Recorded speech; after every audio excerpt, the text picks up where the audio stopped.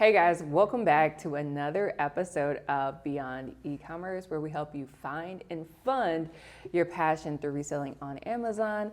And we also interview others that have made incredible products with incredible thought into what they're doing, not necessarily something that is just selling to sell. So today we have here Neil. You go at Neil or Cornelius, which one do you prefer? If you're looking for me, it's Cornelius Dowdell. Cornelius Dowdell on LinkedIn, okay? But call me Neil. Call me Neil. Neil, great.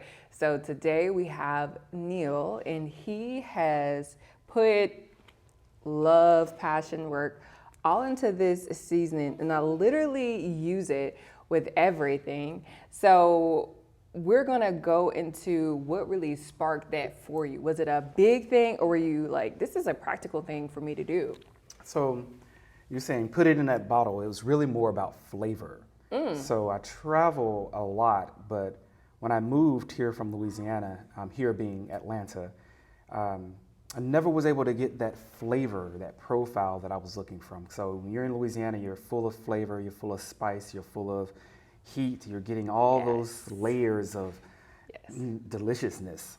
I feel like the people are the same way. It's just Louisiana, something like it's jam-packed in there. Yes, the whole state. So when you move to another state or another part of the country, you think you're going to get that same flavor or some type of essence. And what you end up doing is you get let down. So this all started one day. I was like, well, I guess I'm just going to go to the farmer's market and just make my own blend. Also, some traditional seasonings have high salt content. So I wanted something that didn't have enough salt, a lot of salt in it, mainly because we end up salting our food anyway with other things, either salted meats or smoked meats, or, for me, I add a lot of bacon into things at times. So, it's full of salt. So I didn't need a blend that already had a lot of salt in it.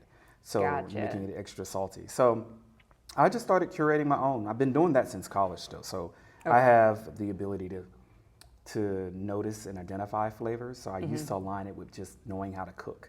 But I realized that though my passion is cooking, I do like to cook. I actually like to just build profiles, flavor profiles. So understanding different things and how things taste. And now that I've started reading a little bit more about the science of spices and herbs, now I'm able to identify. But I've learned how to identify certain things through wine tasting, actually. Really? Yes. So it's amazing how all that just starts to come together. Okay, so I've heard a couple of things as far as travel, you curating your own experience, and then the sommelier, right? That's what it's called? Yes. So with all of those things in mind, what are you hoping that your product accomplishes? Right. So in creating Nelia Spices, there wasn't a plan behind this whole, so when you ask about what I'm hoping my product will accomplish, it really is to just help others elevate their dishes. I noticed that a lot of people feel like they can't cook, or they're scared to cook, or they oversalt their food, or they don't actually know exactly what flavors or profiles they're looking for. This was just honestly, it was my gumbo blend. It was literally stuff that I used on gumbo. And then I had a dinner party one January. Invited some friends from out of town. It's about 15, 20 of us. We rented a house.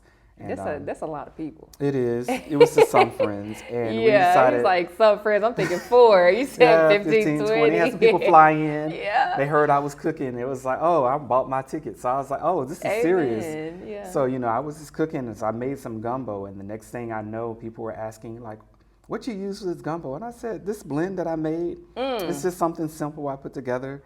And then when I realized that it really wasn't that simple, it's like 24, 27 ingredients in it. Yes. And so, but then after that following spring, I started getting email requests. Neil, send me some of that spice blend that you have. I'm gonna make some gumbo. And then one of them emails was me. I was like, I don't know why you playing games, but this is good. You like discounting yourself. So in your cooking experience, what comes first? Is it the dish or is it the seasoning? Walk us through that. So I would say it's more so knowing what you want to cook. So if you identified poultry or protein or meat, or if you are just like, oh, I just want veggies for the rest of that day or for that day. Once you have an idea, then kind of figure out the flavor that you're looking for. Are you looking for something that's hot or heat, or you want something spicy, or do you want something that is aromatic that can give you floral or essence, or are you just looking? And that, for me, I equate that to like lavender, something that's peaceful, that's calm. So you cook with lavender? Yes. So okay, one of what the do new you cook blends with lavender? Let me know. One of my new blends I have come out is called which one? Honesty, and so it is like a honey mustard. Yes, it's a honey mustard blend, and so but it has lavender flower in it, and so when I think of honey mustard, normally you get that sourness, that stringency or something like that pucker. But I was like, but no, I want some honey mustard, but then I want something that just pop. And I just had some lavender flower, because I just have lavender flower. Oh my God, I'm about to say I've never had anything lavender in my house ever. Just, I was like, I'm gonna blend this down and throw that in there. And so I blended it down and put it in there, and it came out really well. So I was like, oh, blend number 3. For that. Right, so that one's on pre-order right now, getting that one up and running. But that's normally how it was just like, I was here in Atlanta just looking for flavor. So you have honesty, respect, and loyalty. Loyalty. I call those fruits of the kitchen. Okay, tell me about loyalty. Loyalty. So loyalty is my smoky, spicy lemon pepper. So if you're in Baton Rouge, there's this it's Pluckers. I think they have a spicy lemon pepper. And it's really wing? Good. Yeah, Pluckers. It's a wings. Yeah. They have a spicy lemon pepper wing. So they have a lemon pepper and a spicy one. And so I found myself trying to duplicate it. But again, I'm not big on salt, because salt is all in your dish in other places. So I was like, okay, I'm gonna make me a lemon pepper blend. So I was sitting here breaking down lemon pepper blends, different types of peppers, or corn peppers and lemon, and it's like, how can I get this to be lemony, and how can I get this from being red? And then I was like, but I need it smoky, and I was right, not because sometimes you can go over the top. So like, how do I do it? Right, so just trying to find that balance. So then I was like, I want something that's smoky, I want it spicy, I want it lemon pepper, and it came up with loyalty because, and when everybody goes to a wing spot, lemon pepper's there. Ooh, you're loyal to the lemon pepper. That goes so hard. That is so you're loyal hard. To the lemon pepper, right? So I was like, well, I want a smoky, spicy lemon pepper. And this was one night, I was late. It had been like 1 o'clock, and I had this craving. And a lot of this is derived from the craving for me in food. I have this love and passion to eat all the time.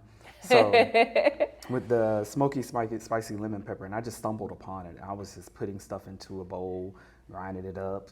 And then I'm excited for the experiences you're going to provide, because I see all types of videos being created, because I personally, it might just be me, just being raised with the grocery store being there and not knowing that you have these items that you can grind up and it creates. But I see that videos, you grinding up and making these experiences for people, and then them tasting the difference in that. Right. So now keep in mind, I do this in my kitchen. So my kitchen is a little bit different. I just be putting stuff in and grinding. So a lot of people ask, well, what's, so you just be up at night just coming up with different blends. I said, it doesn't really work that way. I have random cravings a lot. So I know what I want. And yes, I probably randomly have a lot of herbs and spices at home. Yeah. So I've actually had to bring them out of my cabinets, and I just have a whole shelf full of herbs and spices and syrups and sauces and vinegars.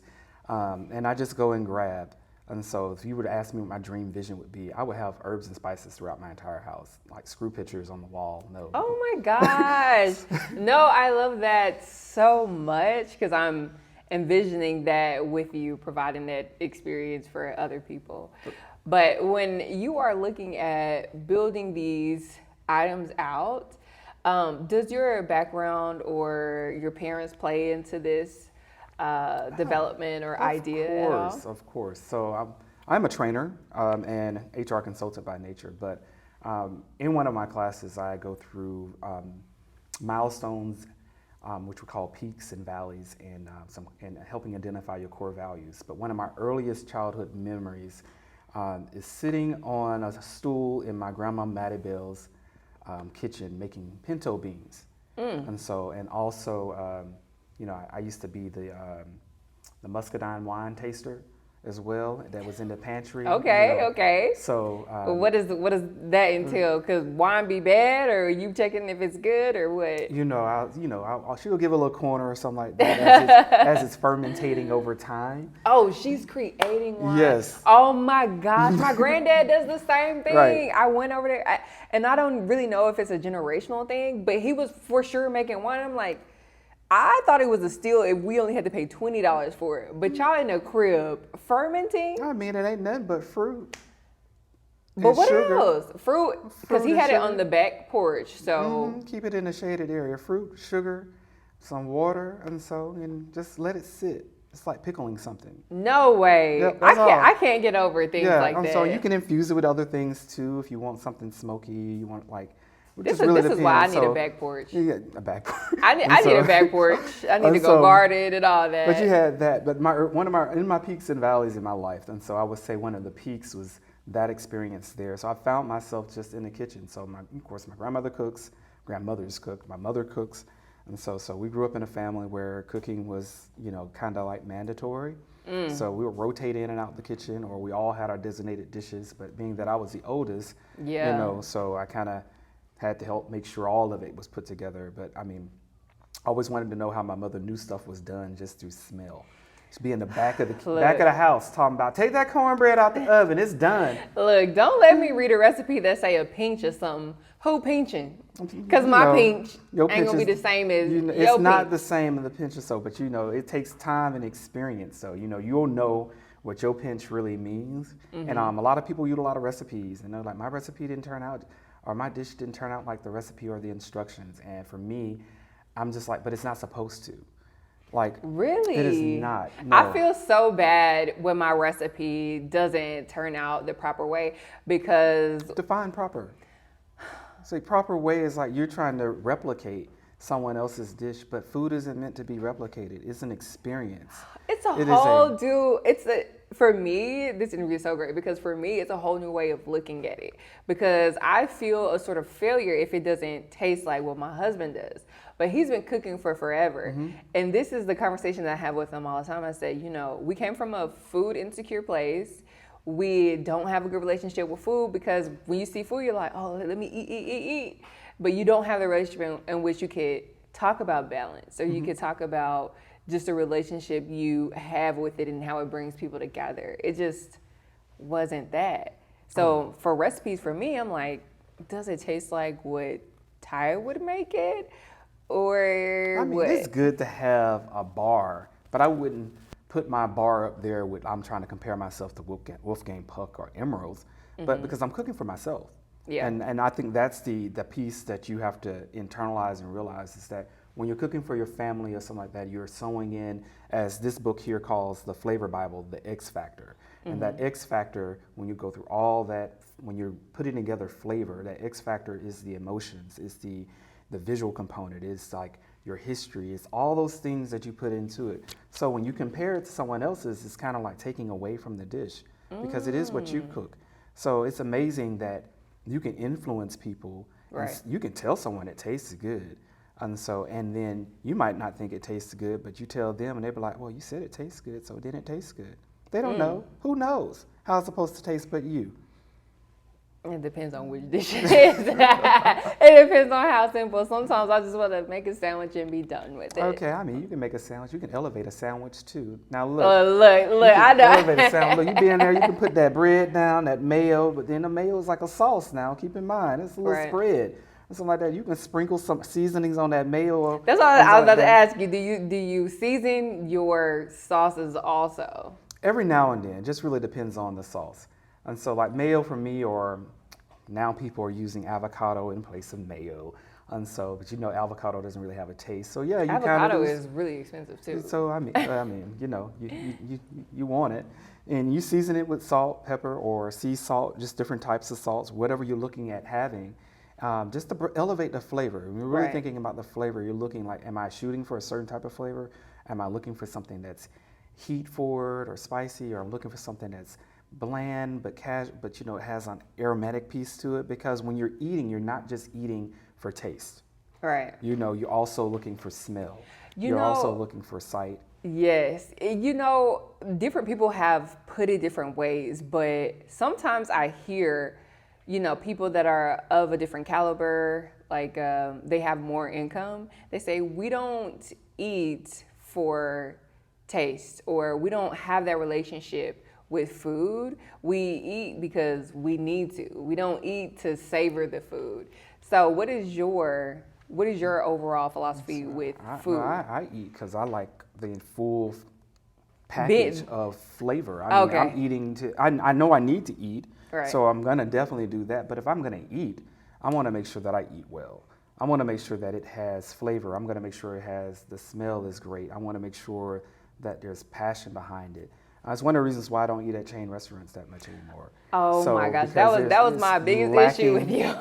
It's lacking that love and that passion. I cannot connect with the cook in some of the chain restaurants, but when I'm here and it's something that's new or a pop-up or something like that, I was like, yes, someone put time, love, and energy into this. So I want to experience that, and that transfers in food.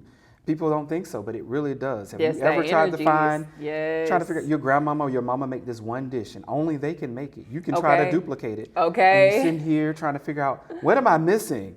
And so, well, you're missing their years of experience. You don't have their hands. Right. You know, their pinch is different than your pinch, as you were Right. saying earlier.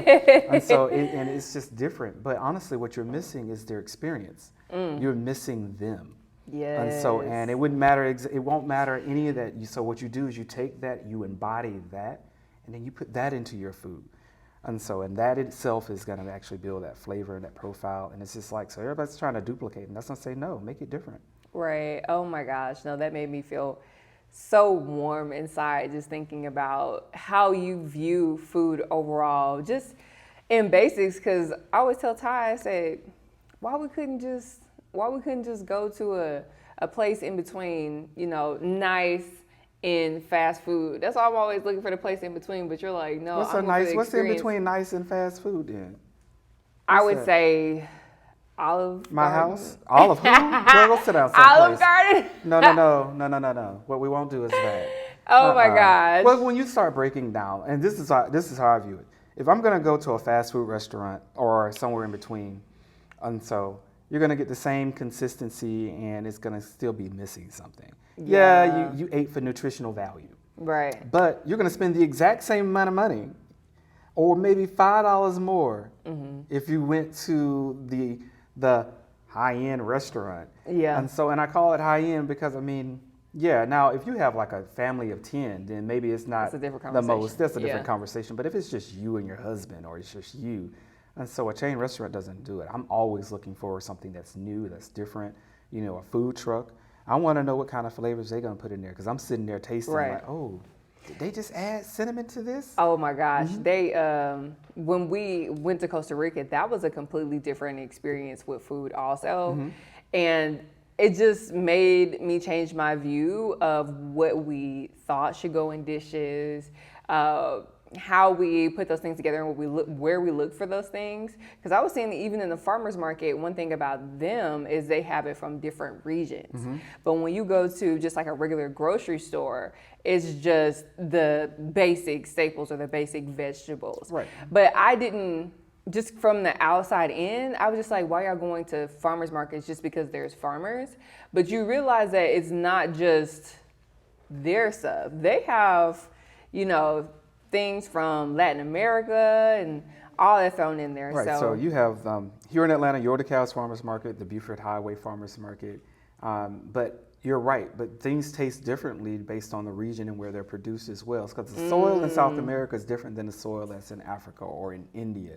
So when Right. you're growing cayenne is it tastes different from different areas. it's the soil. It's the soil, I but also never thought about that. it's the soil, it's the minerals, it's the ingredients, and so because you think everything grows differently in different places, Right. So it's going to taste different, and it's just like wine. Like so, wine tastes different from California wines, from Spanish wines, and French wines, and so. And if you're really thinking about it, it's like, well, of course, the bananas that are grown in Mexico versus the bananas that are grown someplace, they're going to taste different. So now that makes the conversation about GMOs like a bigger conversation now, because it's like, okay, people need food, so they